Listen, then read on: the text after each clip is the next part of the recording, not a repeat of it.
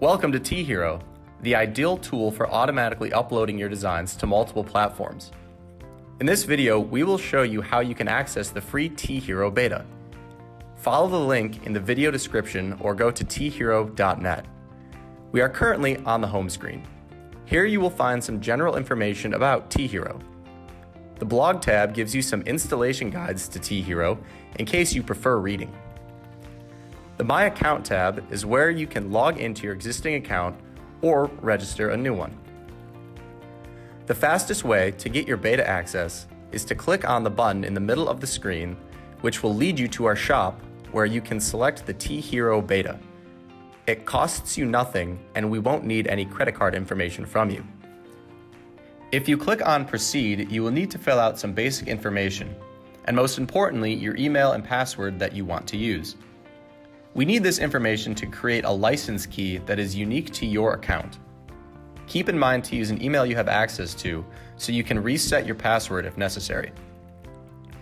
The password and email you choose will be the ones you need to provide to log into our application or our website. After that, you will be automatically logged in and be able to download our app. Click on Downloads within your profile to download the zip file. Save the zip file. If you did not define a specific place, you will find the file in your downloads.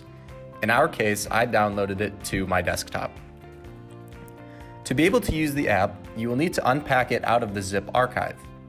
You can use WinRAR or 7-zip for that. Just extract the folder where you want it to be. After extracting, you can open it up. You will find one folder called teehero.app, and depending if you are on Mac or Windows, a teehero.exe. Please keep in mind to always have the teehero.app folder in the same folder like the teehero.exe. You can move the complete folder with both the items in it wherever you like, but make sure both of the items are together, or else complications can come up. In our case, I am fine with where the app is, and with a double click on the teehero.exe, I can start up the application.